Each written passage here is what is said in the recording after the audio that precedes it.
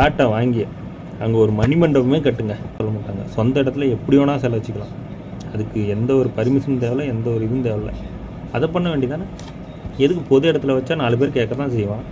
எனக்கும் வேணும்பா, எனக்கும். இப்போ நான் என்ன சொல்கிறேன், அப்படி சப்போஸ் இதை திறந்தீங்க, இது பிரச்சனை இப்படி தான் இருக்குன்னு நினச்சிருந்தீங்கன்னா கண்டிப்பாக சொல்கிறோம். நாங்கள் மாவீரன் காடு வெட்டியார் குரு ஜே குரு அவர்களுக்கு, முன்னாள் எம்எல்ஏ, நிரந்தர வன்னியர் சங்க தலைவர், சமூக நீதி போராளி, வன்னியர்களுக்காக உயிரை விட்டவர், எங்களுக்கோசரம் மட்டுமே வாழ்நாள் முழுதாக உழைச்சவர், கண்டிப்பாக செலவழிப்போம். கால் மேலே கால் போட்டேண்ணா, 2 காலம் மேலே கூட போடுங்கய்யா.